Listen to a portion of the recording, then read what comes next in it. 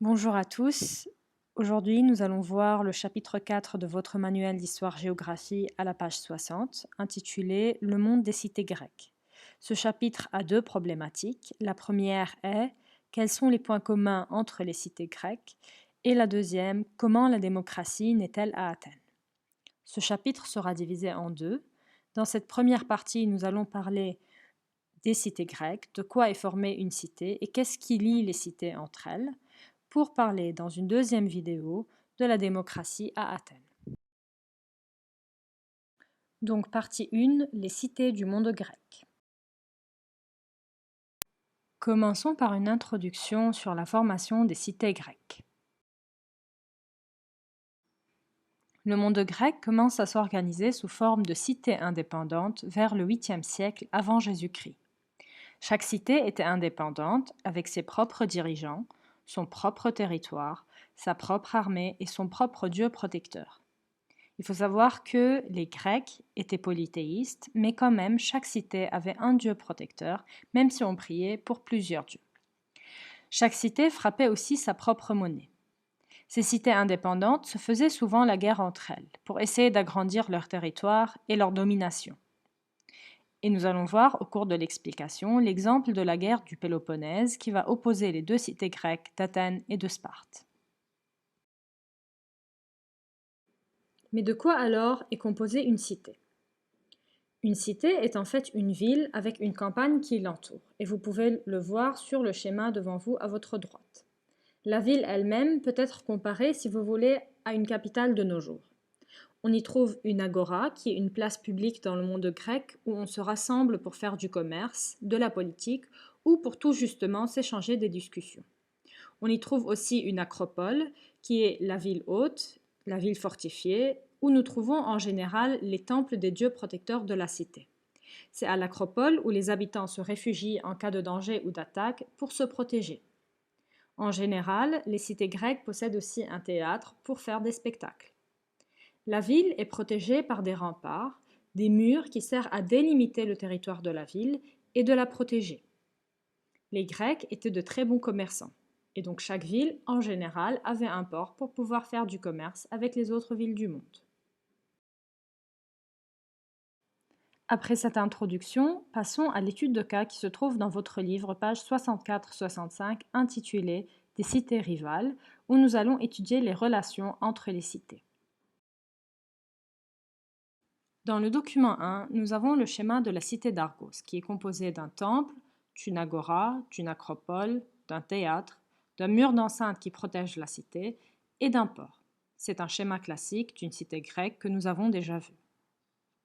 Dans le document 2, nous avons deux pièces de monnaie de deux cités différentes.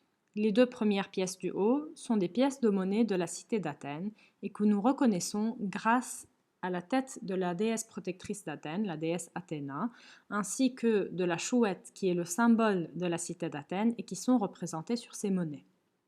Les deux pièces du bas viennent de la cité d'Argos et nous les reconnaissons grâce au loup qui est représenté dessus et qui est le symbole de la cité d'Argos. Ce document nous affirme donc que les cités du monde grec n'utilisaient pas tous la même monnaie, mais que chaque cité frappait sa propre monnaie sur lesquelles elle mettait ses symboles représentatifs. Dans le document 3, nous avons une représentation d'un affrontement entre deux armées grecques. Ce sont deux armées d'hoplites, et l'hoplite est en effet un soldat grec qui est lourdement armé et qui combat à pied et non pas à cheval.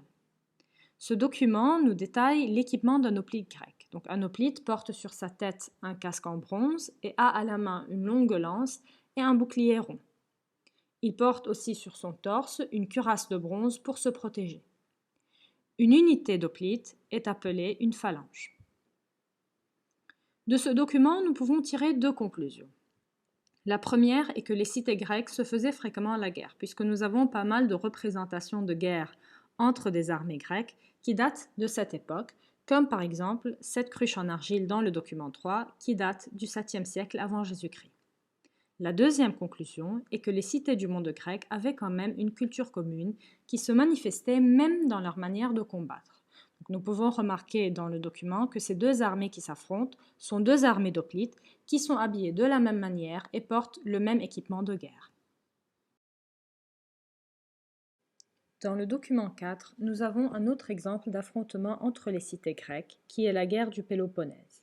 Cette guerre va opposer les cités d'Athènes et de Sparte et leurs alliés durant 30 ans.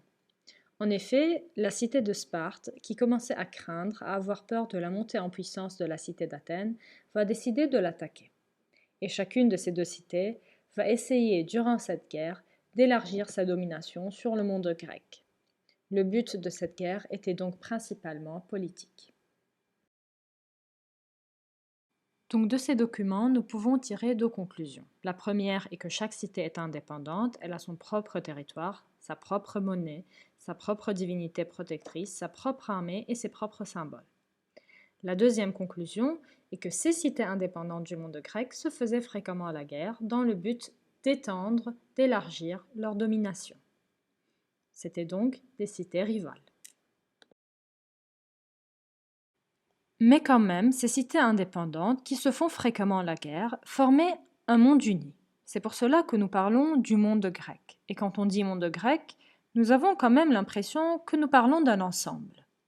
Donc qu'est-ce qui unit ces cités entre elles? Les Grecs étaient tout d'abord unis par une culture commune. Ils parlaient tous la même langue, le grec, et partageaient les mêmes récits et les mêmes mythes. Tous les Grecs connaissaient par exemple les poèmes d'Homère, surtout l'Iliade et l'Odyssée, qui avaient été rédigés au 8e siècle avant Jésus-Christ. Les Grecs étaient aussi unis par une religion commune. Ils étaient tous polythéistes et croyaient aux mêmes dieux et déesses. Selon eux, ces dieux et déesses vivaient sur le mont Olympe, qui est la plus haute montagne de Grèce. Les Grecs priaient aussi de la même manière et se rencontraient dans des sanctuaires panhelléniques pour célébrer leurs dieux ensemble. Un sanctuaire panhellénique est en effet un espace sacré dédié à un dieu précis, où tous les Grecs de toutes les cités viennent honorer ce dieu par des prières, des offrandes, mais aussi des concours sportifs et musicaux et des spectacles. Pendant ces moments, les Grecs arrêtaient de se faire la guerre et se réunissaient tous dans ces sanctuaires pour célébrer ensemble. On a par exemple le sanctuaire panhellénique de Delphes, qui est dédié au dieu Apollon et dont vous pouvez voir les ruines à votre droite. À votre gauche, vous avez le sanctuaire panhellénique d'Olympie, dédié au dieu Zeus. À Olympie, les Grecs se réunissaient tous les 4 ans pour honorer Zeus par des concours sportifs. Cet événement est en effet l'ancêtre des Jeux olympiques. Attention à ne pas confondre la cité d'Olympie avec le mont Olympe. Ce n'est pas la même chose. Olympie est une cité grecque, comme Athènes, comme Argos, où se déroulaient les Jeux olympiques, alors que le mont Olympe est une montagne où, selon les Grecs, leur dieu habitait. Donc pour résumer, nous pouvons dire que les points communs entre les cités grecques sont la langue, la culture, donc les poèmes, les textes, les mythes, les récits, ainsi que la religion et les fêtes religieuses. Dans votre livre, à la page 74, vous avez les paragraphes A et B qui résument cette première partie du chapitre. Ces paragraphes sont à lire car ils contiennent les points essentiels de tout ce qu'on vient d'expliquer. Vous devez aussi connaître les mots de l'histoire des pages 65 et 74 de votre manuel. Avec cela, nous arrivons à la fin de l'explication de la première partie du chapitre. Si vous avez des questions, n'hésitez pas à nous contacter sur eSchool.